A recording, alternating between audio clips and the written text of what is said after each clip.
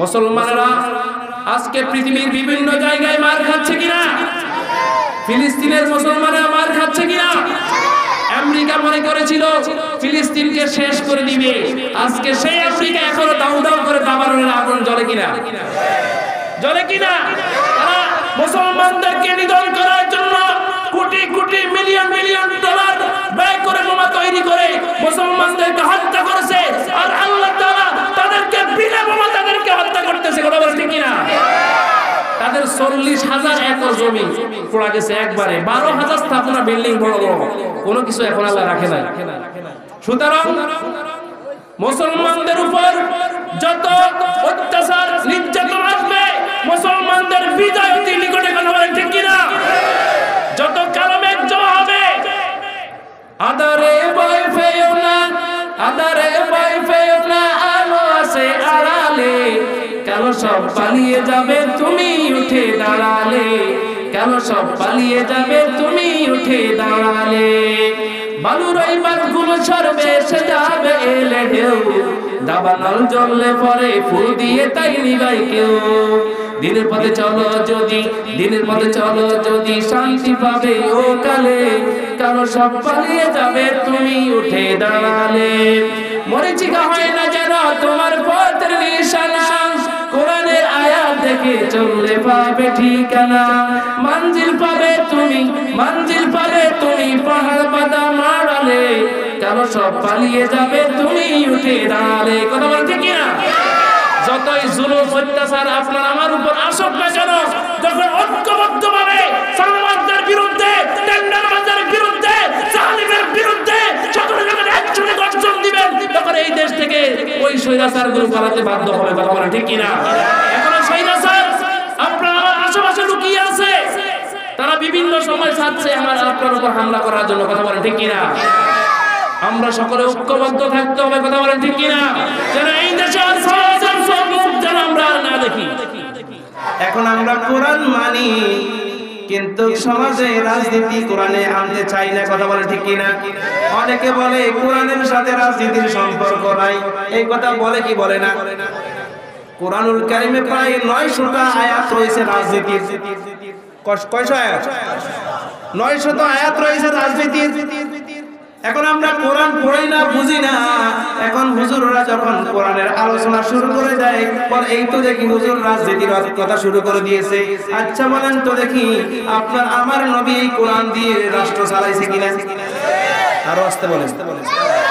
কোরআন দিয়ে রাষ্ট্র পরিচালনা করেছে, কিন্তু এখন আমরা নিজেকে নিজে মুসলমান দাবি করি, কোরআনকে রাজনীতির কিতাব হিসাবে আমরা মানতে চাই না। তার কারণে দেশে দিন দিন চুরি ডাকাতি বাড়ছে না কমে? বাড়ে না কমে?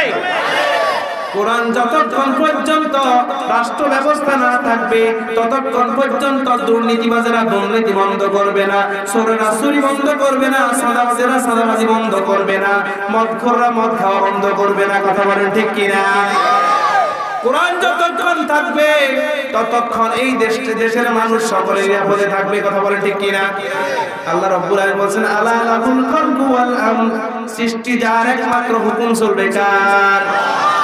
আল্লাহ তাআলা বলেন, ওয়া মান লাম ইয়াহকুম বিমা আনজালাল্লাহু ফাউলাইকা হুমুল কাফিরুন হুমুজ জালিমুন হুমুল ফাসিকুন। আল্লাহ তাআলা বলেন, যারা আল্লাহর নাযিলকৃত বিচার বিধান দিয়ে বিচার করবে না, তারা কাফের, তারা জালিম, তারা ফাসিক। কথাটা কার? আল্লাহ। আর আসতে বলেন, তাহলে আমরা কি আল্লাহর বিধান দিয়ে বিচার করি? আর জোরে বলেন, তাহলে আমরা কি মুসলমান আছি? তাহলে মুসলমান হতে হলে কোরআনের কাছে আসতে হবে, কোরআনকে রাজনীতির কিতাব হিসেবে ব্যবহার করতে হবে। কথা বলেন ঠিক কিনা? এখন আপনার আমার জন্য একটা উন্মুক্ত সময়। কথা বলেন ঠিক কিনা? এবার যদি আমরা রাষ্ট্র ক্ষমতায় কোরআন যদি না পাঠাতে পারি, ভবিষ্যতে আপনার আমার উপর কারো যোগ আসার সম্ভাবনা আছে না নাই? এই দেশের মানুষেরা 1952 সালে বাঁচার জন্য জীবন দিতে পেরেছে কিনা? যেই লোকের এই দেশের মানুষেরা 1971 সালে স্বাধীনতার জন্য জীবন দিয়েছে, এই দেশের মানুষেরা স্বৈরাচারের পতনের জন্য 2024 সালে 5 আগস্ট জীবন দিয়েছে কিনা? ওই দেশের মানুষেরা আল্লাহর বিধানকে প্রতিষ্ঠা করার জন্য কি জীবন দিতে পারে না?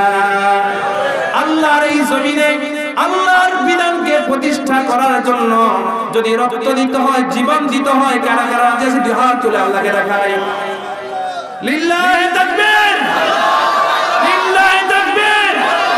আল কোরআনের আলো, আল হাদিসের আলো, সংসদে আলো, লিল্লাহি তাকবীর।